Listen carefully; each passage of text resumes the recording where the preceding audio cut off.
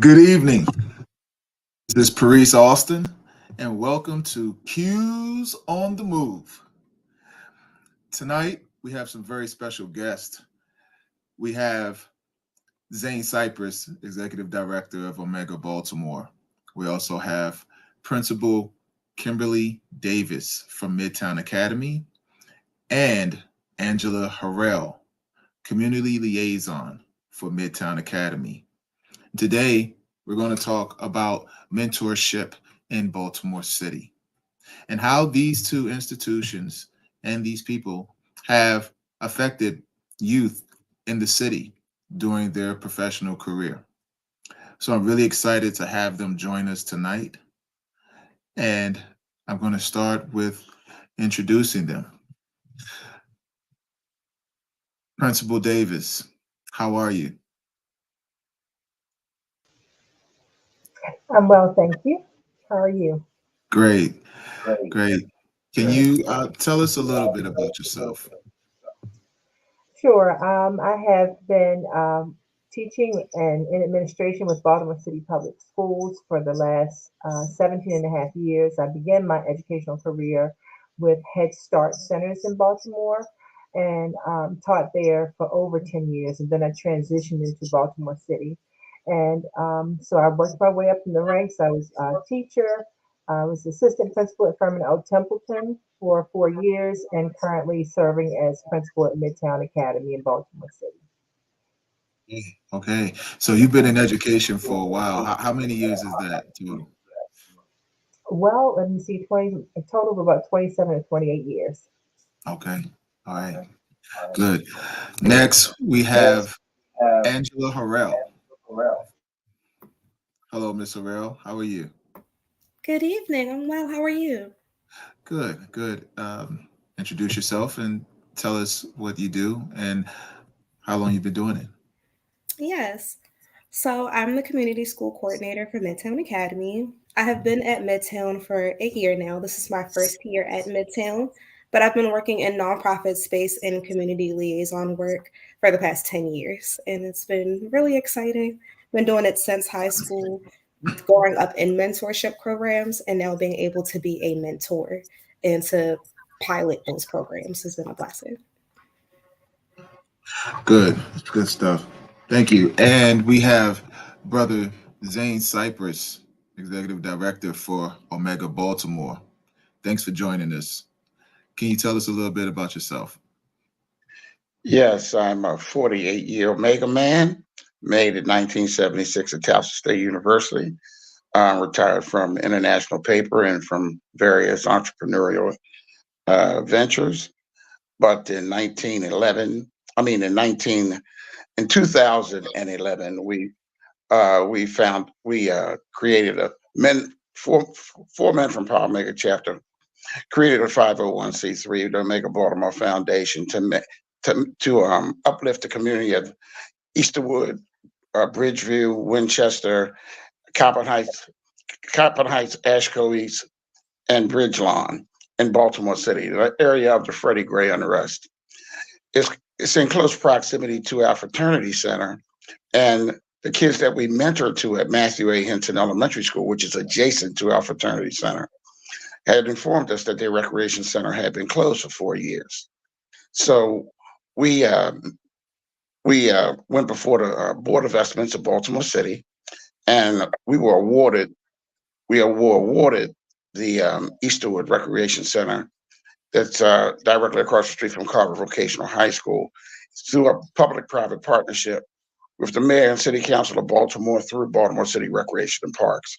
And we've been providing a safe space for youth to play and mentorship programs as far as in our nutrition program. Our we provide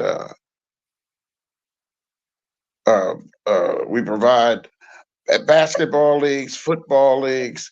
We fund a STEM program at Matthew A. Henson Elementary School. So we try to do our part to mentor kids, and we've been there in full operation since 2012. Great. I love to hear that. And more importantly, witnessed that, and I continue to witness that. That's some of the great work that's been happening here in Baltimore City that sometimes doesn't get reported, and this is why we're showcasing it today. Brother Cypress, can you talk a little bit about, go a little bit deeper into some of the programs that Omega Baltimore has done as far as the STEM programs as well as some of the athletic tournaments? Well, our STEM, well, it's STEAM at this point because arts is included into it as well. Our Right. STEAM program we've had for the past 5 years, and we sponsor Full Blast STEAM to provide who facilitate our STEAM program. We have in our OST program at Matthew Henson, we have at least 23 students enrolled in that program, primarily third graders who do 3D STEM, 3D pen, STEAM, and drone. And at the center, at Easterwood Center, we provide nutrition. We feed 53 kids daily, and we provide mentorship to those youth. Because one thing that we've learned in our process is that everything is built on trust with what I call the opportunity youth, 14 to 24. And so you have to be consistent because a lot of the men in their lives have been transient. So they needed to know that we were going to be there on a consistent basis. So once we built the trust, they can come on a one-on-one, and they get to know you and you get to know them. They can come on a one-on-one basis, and my staff and I can provide mentorship in a variety of different areas to those youth. Now, in our Fathers in the Hood basketball league and tournament that's held 8 weeks during the spring and summer, between each game, we always have a spokesperson to do a mentoring session with the two teams that are playing. And that league is spearheaded by Miguel Wilson. Now we also sponsor the Joel Gamble Youth Outreach Group. They manage and operate our flag football league, which has 100. The basketball league has 75 to 83 youth. The football league has 100. And each session we provide mentoring sessions for the youth that participate in those endeavors. It's safe to say that the Easterwood Center, Omega Baltimore, is a safe space for young males to express themselves in a healthy environment. Well, I just don't want to say young males because young women participate as well. Both the flag football, the basketball, young women can participate in those as well, and have. And we have young ladies and young women that participate in the recreation center in the nutrition program. So it's co-ed. Right. Now, with our youth, sometimes a lot of them tend to know everything, a lot more than we do. What has been some tactics that you've used to correct and lead youth who may have been awry or disrespectful? What are some things that you've done to show them the light and say, hey, that's not the way to go? Well, there's some rules which must be abided by when you come into the recreation center. We don't allow profanity. We don't allow disrespect. We don't allow horseplay, and we come down very strong on that. Another aspect of it is that you got to understand that a generation, what we consider a generation of youth, are 4 years, because by that time they matriculate out of high school and either go to work or go to college, what have you. So some of our kids have become, and I'll be honest about it, some have become unlicensed pharmacists, corner pharmacists. So what we do to mentor to those folks are to have uh, apprenticeship programs that are available on our bulletin boards. And when they come in, when they get sick and tired of being sick and tired, we lead them in that direction as well. Because you can't just let them go, because you become a surrogate uncle to most of these youth and you can't let them go. And they do your heart good when they come back to you and check up on you. I can tell you that during the Freddie Gray unrest, I was sitting in the recreation center and the youth came and said, "Mr. Zane, why are you here?" I said, because I have the food ready to feed you all when you come in. Mr. Zane, please lock this recreation center. There's going to be a riot coming and it's going to come your way. I said, "There's no riot coming. I'm not paying you any attention. Stop." They said, "Mr. Zane, will you come to the front door and look up in the sky?" So I went to the front door. I looked up, 5 helicopters. They said, "Please lock up the recreation center, get in your car and go home." And I did. So they look out for me as much as as much as we look out for them. We've become family.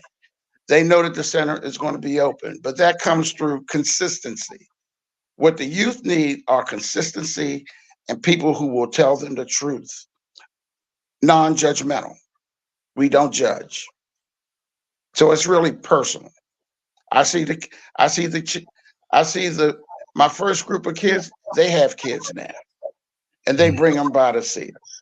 We also are a Youth Works work site providing the first jobs, summer employment for our youth.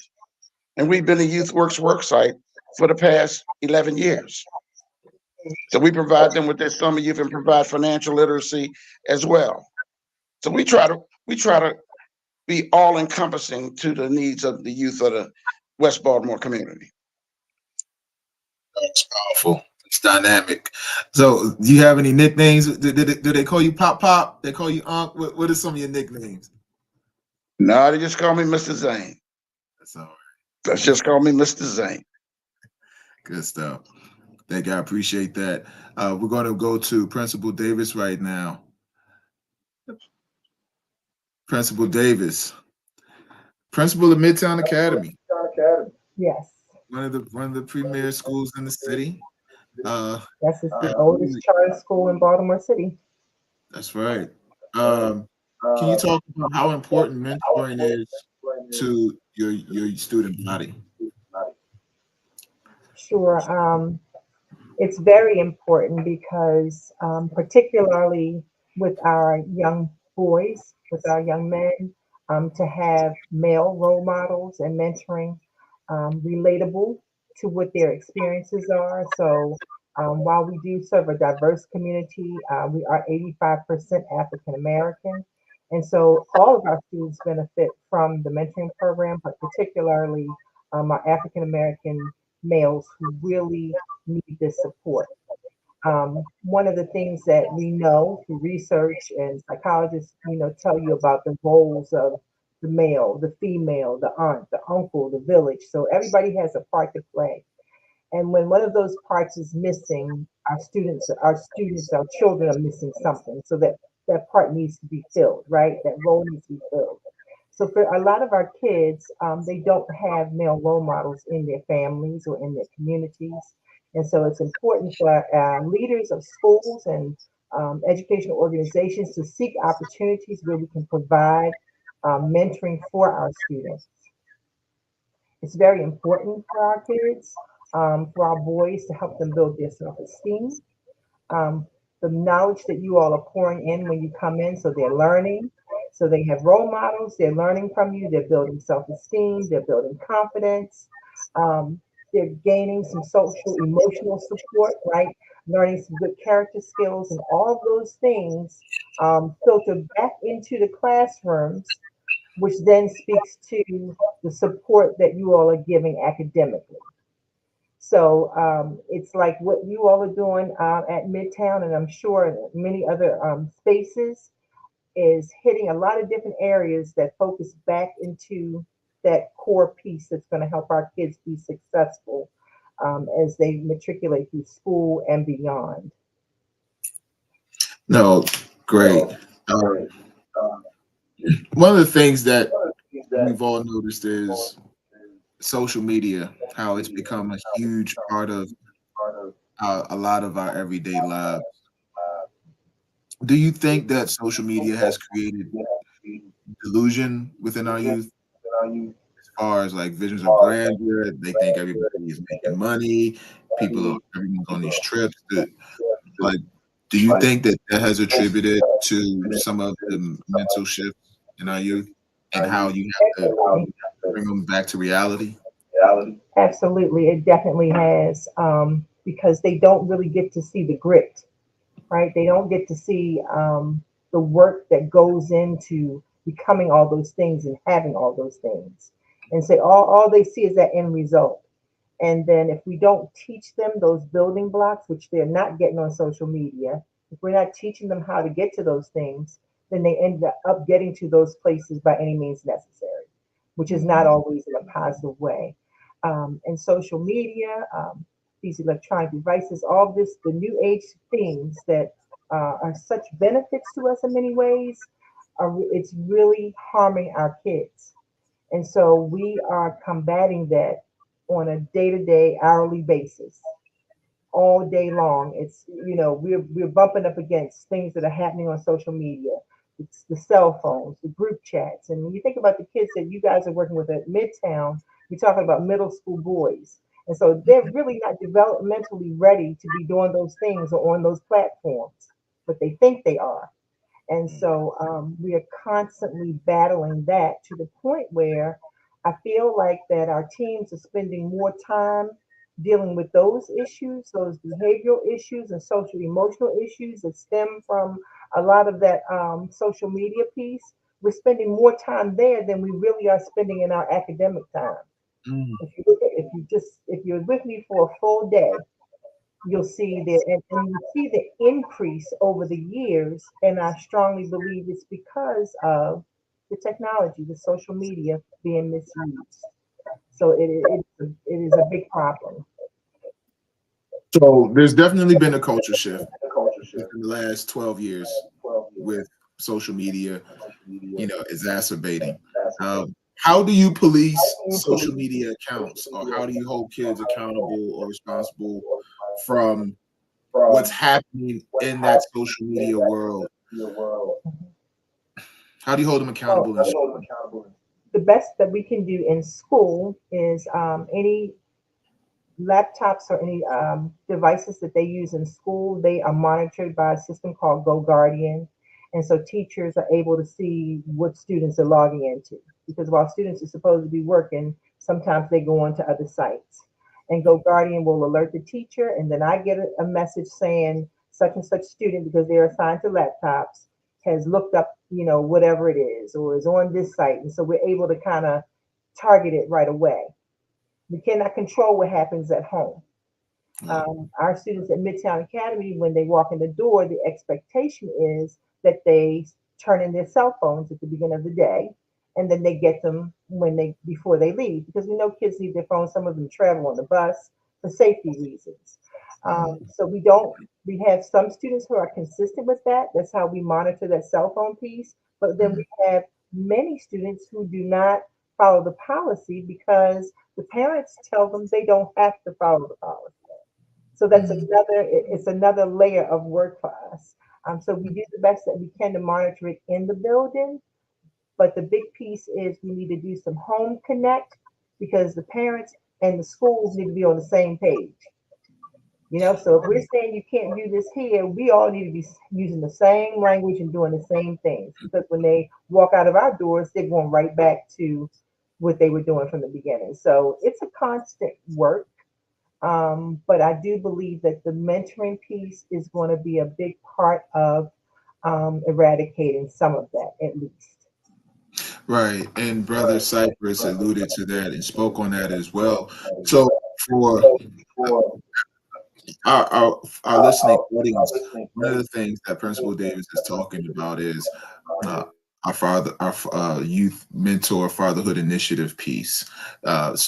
We were at the school today and we did our youth mentoring. From what I hear, it was great. It was phenomenal. Principal Davis enjoyed it, and most importantly, her staff and the kids enjoyed it. We've been working with those students since last semester now, and like Brother Cypress said, it's about being consistent. That consistency builds that trust, and that's what allows the kids to be open and receptive to what we're saying. And that adage, or that adage of, oh, you're too old to understand, it makes you more relatable because you build that trust, and it's not a stranger coming anymore. It's someone who is able to provide a level of wisdom, guidance, also some laughter, because laughter is the best medicine, right? And some of us and some of our youth go through things that we can only imagine, and some that they don't have the words to articulate. But when we come in and we give them something to grow on and something to think about, as I left the school today, I saw several students standing outside, and I asked them, what did you remember today? And the acronyms of Earth came up. Earth was our lesson for today, and that led into our environmental justice piece that we're working on as well. And Earth stands for the effort you put in. The attitude you bring is the attitude you will have.